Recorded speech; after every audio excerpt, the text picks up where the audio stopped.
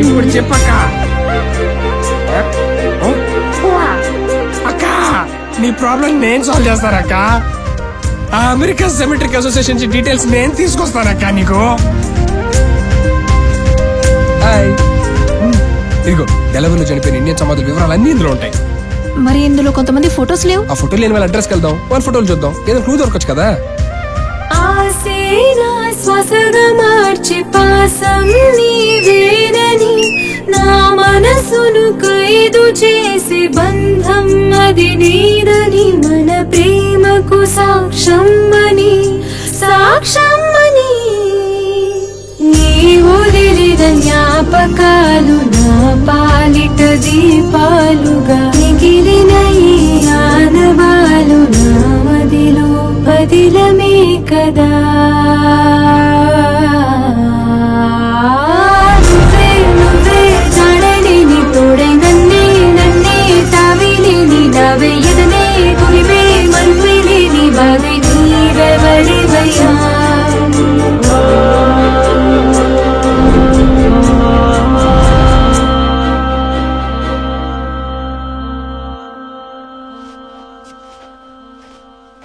చిత్ర, ఇలా ఎన్నను వెతుకుతాం? కనకాంబరం తెచ్చిన లిస్ట్ లో అతని సమాధి ఉండాలని రూలు లేదు. ఒకవేళ అది మర్డరే అయితే రిజిస్టర్ చేసి క్రీమియేషన్ చేయాలని లేదు. ఆ మర్డర్ చేసిన వాళ్ళు ఎవరికీ తెలియకుండా బాడీని పాతిపెట్టి ఉండొచ్చు కదా. అసలు అతని స్టేట్ వాడే అయ్యుండకపోవచ్చు కదా. లేక్ సైడ్ మర్డర్ జరిగితే ఖచ్చితంగా పోలీస్ రిజిస్టర్ లో ఉంటుంది. అంటే నువ్వు వెతికే ఆ లేక్ ఒక ప్లేస్ కాదు, ఒక ముఖ్యమైన క్యారెక్టర్. ఆ క్యారెక్టర్ చాలా నిజాలు మాట్లాడుతుంది. చిత్ర, ఇప్పటి వరకు నువ్వు చెప్పేది నిజమో అబద్ధమో అని ఆలోచించకుండానే నీతో ట్రావెల్ చేశాను. కానీ ఇప్పుడే నిన్ను నమ్మి అనవసరంగా ఇంత దూరం వచ్చానేమో అనిపిస్తుంది. మనం ఇండియా వెళ్ళిపోదాం చిత్ర. నేను రాను. ఆ దేశానికి వచ్చి పిచ్చిదాన్ని అనిపించుకోవడం కన్నా నేను నమ్మేదాన్ని వెతికి ఇక్కడే పిచ్చిదాన్ని అయిపోయినా పర్వాలేదు. చిత్ర, ఇదిగో బాబాయ్ గారు, మీరు చెప్పినట్టే చిత్రం నీడలా ఫాలో అవుతున్నా. నీడలా ఫాలో అవ్వకు, జాగ్రత్తగా ఫాలో అవ్వు. అది కొంచెం తేడానా? అంటే దాని ఒంటి మీదకి ఒక మగాడు అప్పుడప్పుడు వచ్చిపోతుంటాడు. అదేంటి ఏదో ఇంటికి వచ్చిపోతుంటాడు అన్నంత క్యాజువల్ గా చెప్పావు?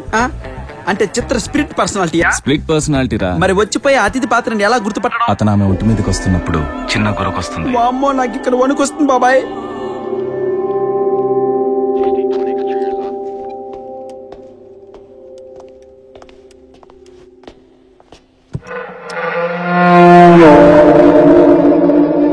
ఇంతకుముందు కేసు ఇక్కడికి వచ్చిన ఇండియన్వి నువ్వేనా? Thank God.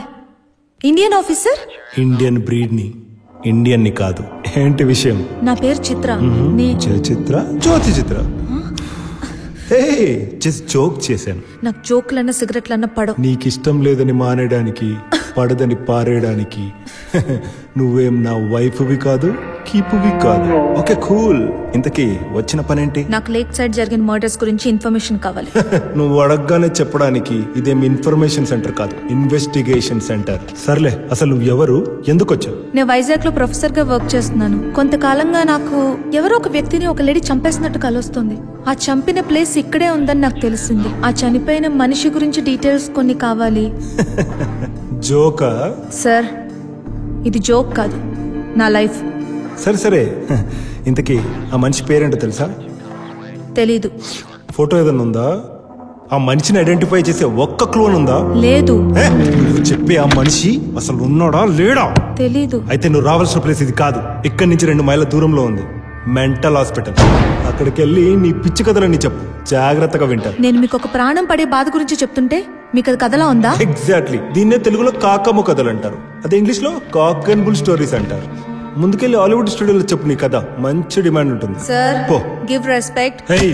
నేను ఇప్పటిదాకా ఎక్కువ రెస్పెక్ట్ ఇచ్చి మాట్లాడిన పర్సన్ నువ్వే, ఇక దయచేయి. నువ్వు చెప్పిన దానికల్లా తల ఊపడానికి నేను నీ వైఫ్ ని కాదు, కీప్ ని కాదు. నా కళని కథ అని కొట్టి పారేసి నిన్ను. ఏంటే వేలు చూపించి మాట్లాడుతున్నావు?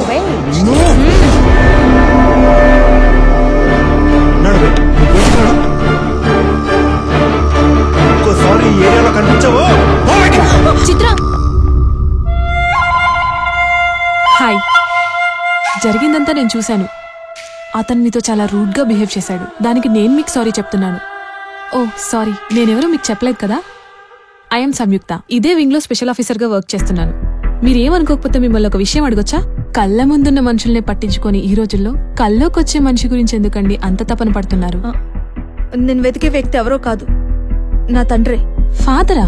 నా తండ్రిని ఎవరో దారుణంగా చంపారు. దానికి కారణం ఎవరో తెలుసుకోవడానికి ఇక్కడికి వచ్చాను. ఫాదర్ సెంటిమెంట్ తో టచ్ చేశారు. మీరు ఎక్కడుంటున్నారు?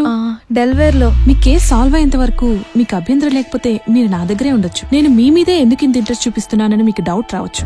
ఇంత దూరం వచ్చి ఒక ఆడపిల్లిలా రోడ్డు మీద ఇబ్బంది పడ్డం నాకు ఇష్టం లేదు. అది తండ్రి కోసం. పైగా నా దగ్గరుంటే ఆ కాప్స్ వల్ల కూడా మీకు ఏ ప్రాబ్లం రాదు. నేనేం మిమ్మల్ని ఫోర్స్ చేయట్లేదు. మీకు ఇష్టమైతేనే రావచ్చు.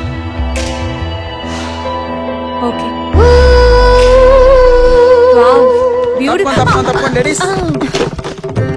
అబ్బా ఏం కొంప. ఎవడి లగేజ్ గాడు? బేబీ నువ్వు నా గురించి కొంచెం గొప్పగా చెప్పాలి. ఓకే నేను చెప్తాగా. చెప్పు. ఇదంతా యూజ్ అయ్యే లగేజ్, ఇదొక యూజ్లెస్. ఇదే బెటర్. పదండి నడవండి. తుప్పేసి మొక్కలరా వేసుకునే బట్టలు దారాలంత ఉంటాయి, మొయ్యాల్సిన బరువులు మాత్రం భారాల్లా ఉంటాయి. ఎందుకే మా బతుకు ఇలా చేస్తారు?